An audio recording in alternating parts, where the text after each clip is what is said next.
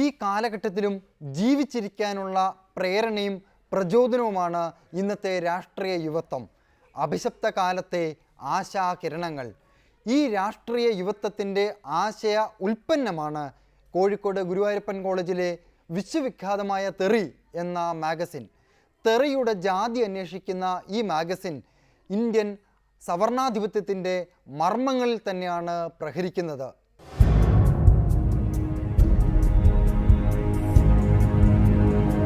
കോഴിക്കോട് ഗുരുവായൂരപ്പൻ കോളേജിൽ ഒരുപാട് വൈകി പുറത്തിറങ്ങിയ 2014-15 മാഗസിനാണ് ഇത്. വിശ്വവിഖ്യാതമായ തെറി. ഈ മാഗസിൻ പൊതുപ്രമേയമാക്കിയിരിക്കുന്നത് തെറിയാണ്. ഒരു വാക്ക് എങ്ങനെ മുറിവേൽപ്പിക്കാനുള്ള തെറിയായി മാറുന്നു? എന്താണ് തെറിയുടെ രാഷ്ട്രീയം? തെറിയുടെ ജാതി എന്താണ്? അങ്ങനെ തെറി വാക്കുകളെ ഈ കോളേജ് മാഗസിൻ അപനിർമ്മിക്കുന്നു. പൊതുവെ ഇന്ന് ഇന്ത്യയിലൊക്കെ നിൽക്കുന്ന അസഹിഷ്ണുത, അതിൻ്റെ ഭാഗമായി നിൽക്കുന്ന അതിൻ്റെ ഇരകളാക്കപ്പെടുന്ന ഒരു ന്യൂനപക്ഷങ്ങൾ, അപ്പോൾ അവരെയാണ് ഞങ്ങൾ കൂടുതലായിട്ട് ഞങ്ങൾ ഈ മാഗസിനിലൂടെ റെപ്രസെൻറ്റ് ചെയ്യാൻ ഉദ്ദേശിച്ചിട്ടുള്ളത്. അത് അവരുടെ പ്രശ്നങ്ങൾ, അതാണ് ഈ മാഗസിൻ ചർച്ച ചെയ്തിട്ടുള്ളത്. അപ്പോൾ അതിന് ഞങ്ങൾ ഈ മാഗസിന് തീമുണ്ട്, തെറി എന്ന് പറയുന്നത്, തെറിയുടെ രാഷ്ട്രീയം. ആ തെറിയുടെ രാഷ്ട്രീയത്തിലൂടെ ഈ പ്രശ്നങ്ങൾ ഞങ്ങൾ കൊണ്ടുവരാൻ ശ്രമിക്കുക ചെയ്തിട്ടുള്ളത്.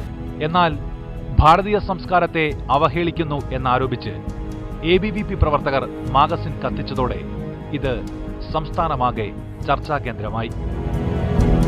കത്തിക്കേണ്ട കാര്യങ്ങളെ കത്തിക്കുക വേണം. ആ മാഗസിൻ്റെ അകത്ത് അത്തരത്തിൽ കത്തിയെരിയേണ്ട കാര്യങ്ങളുണ്ട് എന്ന് ബോധ്യപ്പെട്ടതുകൊണ്ടാണ് അത് കത്തിച്ചിട്ടുള്ളത്. നമുക്കറിയാം, പല രാഷ്ട്രീയ വിവാദങ്ങൾ വരുമ്പോൾ നമ്മൾ കോലം കത്തിക്കാറുണ്ട്. അതെന്തുകൊണ്ടാണ്?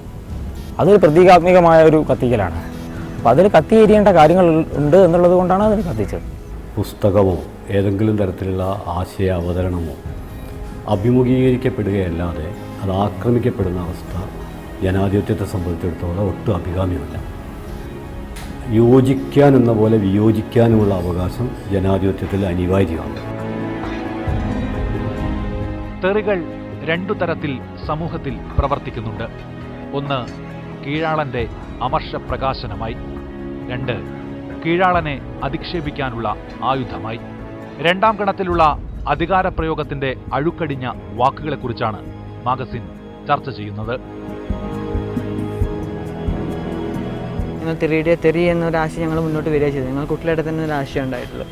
അപ്പോൾ നമ്മൾ മുഖ്യധാര സമൂഹം തെറിയാണെന്ന് ഞങ്ങളെ പഠിപ്പിച്ചു തന്ന, ഞങ്ങൾക്ക് എല്ലാവർക്കും പഠിച്ചു തന്ന ചില വാക്കുകൾ, അതൊന്നും യാഥാർത്ഥ്യത്തിൽ തെറികളല്ലെന്നും അത് അതിൻ്റെ ബേസിലേക്ക് പോകുമ്പോൾ അത് ഇവിടുത്തെ ചില ന്യൂനപക്ഷങ്ങളായിക്കോട്ടെ, ദളിതായിക്കോട്ടെ, അല്ലെങ്കിൽ ലൈംഗിക ന്യൂനപക്ഷങ്ങൾ, അവരെയൊക്കെ റെപ്രസെൻറ്റ് ചെയ്യുന്ന ചില ഘടകങ്ങളാണ്.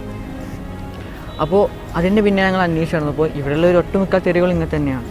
നമ്മുടെ നാട്ടിലെ മേൽക്കോയ്മ, ആ മേൽക്കോയ്മ കീഴ്പ്പെടുത്തിയ ജനങ്ങളെ ശിക്ഷിക്കാൻ വേണ്ടി നടത്തിയൊരു ശ്രമമാണ് സത്യത്തിൽ തെറി. തെറി ഇന്ത്യൻ പശ്ചാത്തലത്തിൽ പ്രധാനമായും കീഴാള ജനവിഭാഗങ്ങളെ നിരന്തരം മാനസികമായി പീഡിപ്പിക്കാനുള്ള മേലാള സമൂഹങ്ങളുടെ ഒരു ശ്രമമാണ്. അത് വ്യക്തമാക്കുന്നതാണ് മലയാളത്തിലെ തെറി. മലയാളത്തിലെ തെറി വളരെ വ്യക്തമാണ്. തെറിയുടെ പ്രധാനപ്പെട്ട ഒരു സ്രോതസ് നോക്കിക്കഴിഞ്ഞാൽ അധസ്ഥിത ജീവിതമാണ്, ദളിത് ജീവിതമാണ്, കീഴാള ജീവിതമാണ് തെറിക്ക് നിമിത്തമായി തീരുന്നത്. വെളുപ്പ് നന്മ, കറുപ്പ് തിന്മ, വെളുപ്പ് പരിഷ്കൃതം, കറുപ്പ് അപരിഷ്കൃതം എന്നൊരു കാഴ്ചപ്പാട് അടിച്ചേൽപ്പിക്കാൻ കഴിഞ്ഞിട്ടുണ്ട്. കറുപ്പ് ചേർത്തുള്ള ഒരുപാട് തെറിപ്പദങ്ങൾ രൂപപ്പെട്ടിട്ടുണ്ട്. പിന്നെ രണ്ടാമത്തേത്, നമ്മൾ മാനസികമായിട്ട് അപരിഷ്കൃതരാണ് എന്ന് വരുത്തി തീർക്കാൻ പുറത്ത് വെളുപ്പാണെങ്കിലും അകത്ത് കറുപ്പാന്ന് പറഞ്ഞാൽ മതി. ചെറ്റ, പുലയാടി, കഴുവേറി, കൂത്തച്ചി തുടങ്ങിയ ഓരോ തെറിയും വംശീയാധിപത്യബോധത്തിന്റെ സൃഷ്ടികളാണ്. ഓരോ പദവും എങ്ങനെ രൂപപ്പെട്ടു?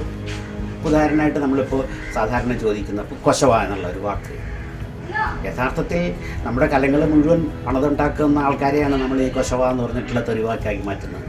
ചെറ്റ എന്ന് വിളിക്കുന്നത്. ചെറ്റക്കുടിൽ ഒരാൾക്ക് ജീവിക്കേണ്ടി വരുന്നത് അയാൾ പണിയെടുക്കാത്തത് കൊണ്ടല്ല, അയാൾക്ക് കാശ് കിട്ടാത്തത് കൊണ്ടോ അല്ലെങ്കിൽ ഒരാൾക്കൊരു സാമൂഹ്യമായ സ്റ്റാറ്റസ് ഇല്ലാത്തത് കൊണ്ടാണ് ആൾക്ക് ചെറ്റക്കുടിൽ ജീവിക്കേണ്ടി വരുന്നത്. ദാരിദ്ര്യം ഒരു പാപമല്ല എന്ന് നമ്മുടെ സാഹിത്യ കൃതികളിലൊക്കെ പറയുന്നുണ്ട്. പക്ഷേ ഇപ്പോഴും നമ്മൾ ഇത്തരത്തിലുള്ള തെറിവാക്കുകൾ നമ്മൾ ഉപയോഗിക്കുന്നുണ്ട്. ഈ തെറിവാക്കുകൾ എങ്ങനെ ഉണ്ടായി? അതുപോലെ അങ്ങനെയുള്ള ഈ കഴിവേറി എന്നുള്ള തെറി,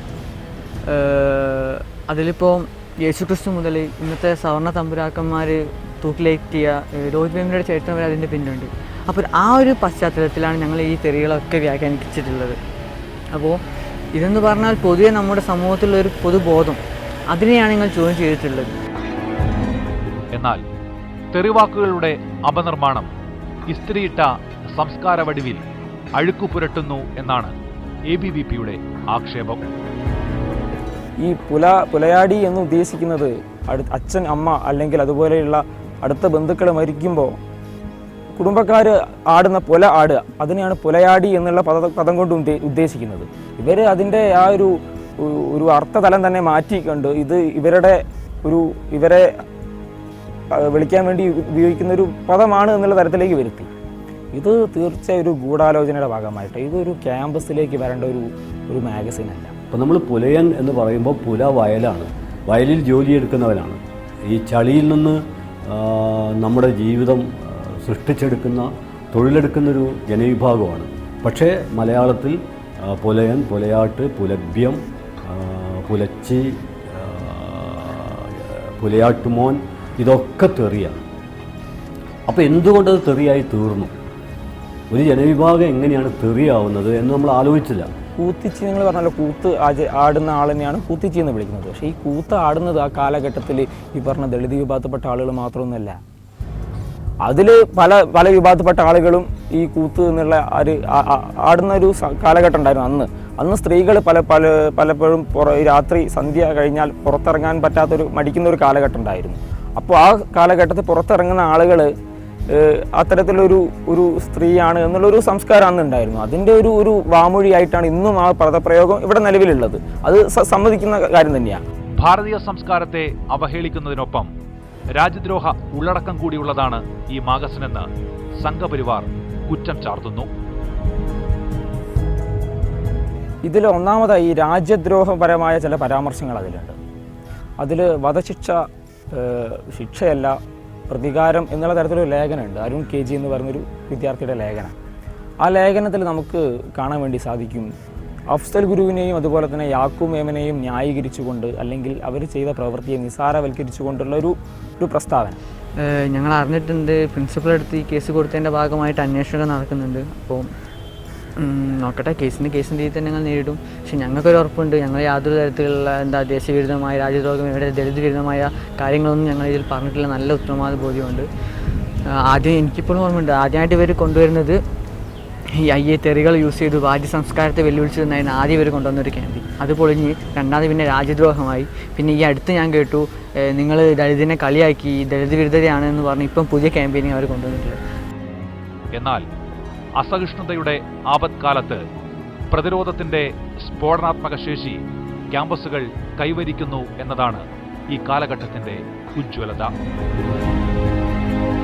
ക്യാമ്പസുകൾ രോഹിതിൻ്റെ ആത്മഹത്യയ്ക്ക് ശേഷം മൂടിവയ്ക്കപ്പെട്ടതെല്ലാം പുറത്തു വരികയാണ്. ഇതുവരെ ചോദിക്കാത്ത ചോദ്യങ്ങളെല്ലാം ചോദിക്കപ്പെടുകയാണ്. ഇതുവരെ കണ്ടെത്താത്ത ഉത്തരങ്ങൾ കണ്ടെത്തപ്പെടുകയാണ്.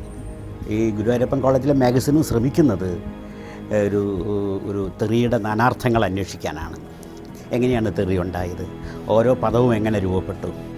ഉള്ളടക്കത്തിന്റെ രാഷ്ട്രീയ ശേഷി കൊണ്ട് തന്നെ കോളേജ് മാഗസിൻ പുസ്തക രൂപത്തിൽ പുറത്തിറക്കാനാണ് DC ബുക്സിന്റെ തീരുമാനം. അങ്ങനെ ഒരു ക്യാമ്പസിനുള്ളിൽ നടന്ന ധൈഷണിക കലാപം കേരളമാകെ പടരുകയാണ്. പ്രതിരോധിക്കപ്പെടാത്ത അധികാരം അടിഞ്ഞുകെട്ടിണ്ടാകുന്ന കൊഴുപ്പും വൃത്തികേടുമാണ് സത്യത്തിൽ തെറി. അങ്ങനെയാണ് കാണേണ്ടത്. അല്ലാതെ മനുഷ്യ ശരീരമോ അതൊന്നും തെറിയല്ല. അത് തെറിയായിത്തീരും, എന്തും തെറിയായിത്തീരും. ലോകത്തിലെ ഭാഷയിലെ ഏത് വാക്കും തെറിയായിത്തീരും. അത് തെറിയായിത്തീരുന്നത് അത് ചോദ്യം ചെയ്യപ്പെടാത്ത അധികാരത്തിൻ്റെ താവളമായിട്ട് ഒരു വാക്ക് മാറുമ്പോൾ ആ വാക്ക് തെറിയായിത്തീരും. തെറിയുടെ വ്യാഖ്യാനവും ചരിത്രാന്വേഷണവും ജാതി വ്യവസ്ഥയുടെ ആണിക്കല്ലുകളെയാണ് ആഞ്ഞു പ്രഹരിക്കുന്നത്. കാരണം തെറിക്കകത്ത് തന്നെ ജാതിയും ജാതിഭേദങ്ങളുമുണ്ട്. ഈ കൊടുങ്ങല്ലൂരിൽ പിന്നെ ഉപയോഗിക്കപ്പെടുന്ന തെറി അതൊരു ജനതയുടെ കെട്ടിക്കിടക്കുന്ന വികാരങ്ങളുടെ, കെട്ടിക്കിടക്കുന്ന രോഷത്തിൻ്റെ ഒരു എക്സ്പ്രഷനായിട്ടാണ് കൊടുങ്ങല്ലൂരിൽ പ്രകടിപ്പിക്കപ്പെടുന്നത്. അത് ഇത്രയും നമ്മുടെ സദാചാര കേരളം ഇത്രയൊന്നും പ്രകോപിതരാവേണ്ട യാതൊരു കാര്യവുമില്ല. അത് നിരോധിക്കപ്പെടേണ്ട ഒരു ആവശ്യവുമില്ല. അതിനെതിരായിട്ടുള്ള വലിയ കോലാഹലങ്ങളുണ്ടായത് നമുക്കറിയാമല്ലോ. അതേ അവസരത്തിൽ സവർണം പറയുന്ന തെറി അതല്ല. ദളിത് തെറിയും സവർണ തെറിയും തമ്മിൽ വ്യത്യാസമുണ്ട്. പോത്ത് എന്നുള്ളത് പൊതുവേ തെറിയായിട്ട് മാറാവുന്ന മലയാളത്തിലൊരു വാക്കാണ്. പക്ഷേ പോത്ത് തെറിയല്ല, അതൊരു ജീവി മാത്രമാണ്. എന്നാൽ ദളിത് ഭാഷയിൽ ചീക്കപ്പോത്ത് തെറിയാണ്. എന്ന് പറഞ്ഞാൽ അധ്വാന പ്രവർത്തനത്തിൽ പങ്കെടുക്കാത്ത മടിയനായ പോത്താണ്. അതുകൊണ്ട് ചീക്കപ്പോത്ത് തെറിയാണ്. കാരണം അലസതയാണ്, ഉൽപ്പാദന പ്രവർത്തനത്തിൽ നിന്ന് മാറി നിൽക്കലാണ്, ജീവിതത്തിൽ നിന്ന് അകന്നു നിൽക്കലാണ്. അപ്പോഴാണ് തെറി ഉണ്ടാവുന്നത്. ജീവിതത്തിൽ ഇടപെടുമ്പോൾ ഈ പോത്ത് ഉഴാൻ സഹായിക്കുമ്പോൾ അത് തെറിയല്ല, അത് ഏറ്റവും തിളങ്ങുന്ന ഒരു കവിതയാണ്. തെറികളിൽ എന്ന പോലെ പഴഞ്ചൊല്ലടക്കം സർവ ആശയ പ്രകാശനങ്ങളിലും കാണാം ജാതി മേധാവിത്വങ്ങൾ. കാക്ക കുളിച്ചാൽ കൊക്കാകുമോ എന്നാണ് നമ്മൾ ചോദിക്കുന്നത്. എന്തുകൊണ്ടാണ് കൊക്ക് കുളിച്ചാൽ കാക്കയാകുമോ എന്ന് തിരിച്ചു ചോദിക്കാൻ കഴിയാത്തത്? കാക്ക കുളിക്കുന്നത് നല്ല വൃത്തിയുള്ളൊരു കാക്കയായി തീരാനാണ്, കൊക്ക് കുളിക്കുന്നത് നല്ല വൃത്തിയുള്ളൊരു കൊക്കായി തീരാനാണ്. അതായത് അഴുക്ക് കളയാൻ വേണ്ടിയാണ് അവർ കുളിക്കുന്നത്. നമ്മൾ കാക്ക കുളിക്കുമ്പോൾ അത് കൊക്കാകുമോ എന്ന് ചോദിച്ച് അതിനെ പരിഹസിക്കുന്നു. എന്നാൽ കൊക്ക് കുളിക്കുമ്പോൾ അത് കാക്കയാകുമോ എന്ന് ചോദിച്ച് തിരിച്ചതിനെ പരിഹസിക്കുന്നില്ല. എന്തുകൊണ്ടാണ് ഈ രീതിയിൽ നമ്മുടെ ചിന്ത സ്തംഭിച്ചു പോകുന്നത്? ഇതൊരു 25 കൊല്ലം മുമ്പ് എൻ്റെ ഒരു പുസ്തകം വരുന്നത്, കറുപ്പിൻ്റെ സൗന്ദര്യശാസ്ത്രം വരുന്നത് ഏറെക്കുറെ 10-20 കൊല്ലമായി ആ പുസ്തകം വന്നിട്ട്. കോഴിക്കോടടക്കം രാജ്യത്തെ ക്യാമ്പസുകളെയെല്ലാം ജ്വലിപ്പിക്കുന്നത് ദളിത് ആശയധാരയാണ് എന്നത് ഒരു മാതൃകാ മാറ്റമായി തന്നെ കാണണം. ഇന്ത്യയിലെ അടിസ്ഥാന തൊഴിൽ ജനവിഭാഗത്തെ അപഹസിക്കുന്ന, ആക്ഷേപിക്കുന്ന, ഞാൻ വീണ്ടും ആവർത്തിക്കുന്നു, ആശയങ്ങളല്ല, നിയമം, അവരെ ഇന്ന വിധത്തിൽ ശിക്ഷിക്കണമെന്ന് കൃത്യം നിർദ്ദേശിക്കുന്ന നിയമം, ആ നിയമത്തിനെതിരെയുള്ള ഒരു പ്രതീകാത്മക പ്രതിഷേധം എന്നുള്ള നിലയിലാണ് 1927 ഡിസംബർ 25-ന് അംബേദ്കർ കത്തിച്ചത്. മനുസ്മൃതി ഒരു ഭീകരവാദ കൃതിയാണെന്ന് പറയുന്നുണ്ട് അഴീക്കോട് മാഷ്. അതുപോലെ പലരും അതേക്കുറിച്ച് അത്തരം ഒരു അഭിപ്രായം പറഞ്ഞിട്ടുണ്ട്. കാരണം സവർണനെ നിന്ദിക്കുന്ന അവർണൻ്റെ നാവിൽ 12 അങ്കുലം നീളമുള്ള ഇരുമ്പ് ദണ്ട് അടിച്ചിറക്കണം എന്ന് മനുസ്മൃതി പറയുന്നുണ്ട്. അത്തരമൊരു കൃതി ഭീകരവാദ കൃതി തന്നെയാണ് എന്ന നിലപാടാണ് പലരും മുന്നോട്ട് വെക്കുന്നത്. മനുസ്മൃതി കത്തിക്കുന്നതും മനുസ്മൃതിക്കെതിരെ പ്രവർത്തിക്കുന്നതും ദേശവിരുദ്ധമാണെന്ന് വാദിക്കുന്നവരാണ് ഇന്ത്യയിലെ സംഘപരിവാറുകാർ. മനുസ്മൃതിക്ക് അനുസരിച്ചുള്ള ഒരു ഭരണഘടനയാണ് ഇന്ത്യ ആവശ്യപ്പെടുന്നത് എന്ന് വാദിക്കുന്നവരാണ് അവർ യഥാർത്ഥത്തിൽ ഇന്ത്യൻ ഭരണഘടനക്കെതിരാണ്, ഇന്ത്യൻ ദേശീയ പതാകക്കെതിരാണ്, ഇന്ത്യയിലെ നിലവിലുള്ള ദേശീയ ഗാനത്തിനും എതിരാണ്. അവർ ഈ ദേശീയ പതാകയെ അംഗീകരിക്കുന്നില്ല. അവർ ഭഗവദ്ധ്വജമാണ് ഇന്ത്യയുടെ ദേശീയ പതാക എന്ന് വാദിക്കുന്നവരാണ്. തെറിയെ പലപ്പോഴും നഗ്നതയോ ലൈംഗികതയോ ആയി ബന്ധിപ്പിക്കാനാണ് ശ്രമിക്കുന്നത്. എന്നാൽ ലൈംഗികതയോ ലൈംഗിക അവയവങ്ങളോ തെറിയാകുന്നില്ല. അധിക്ഷേപത്തിന്റെ ആയുധങ്ങൾ എന്ന നിലയിൽ ആധിപത്യ ശക്തികൾ വലിച്ചെറിയുന്നതാണ് തെറി. എന്നാൽ തെറിവാക്കിൽ മാലിന്യമില്ല, അത് പ്രയോഗിക്കുന്നവന്റെ മനസ്സിലാണ് മാലിന്യം.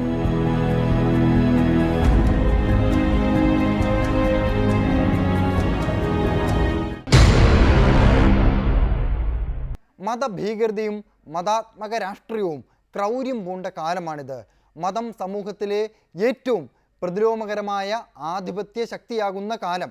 ഇതിനെതിരായ പ്രതിരോധത്തിനൊപ്പം അടയാളം ഇനിയും തുടരും.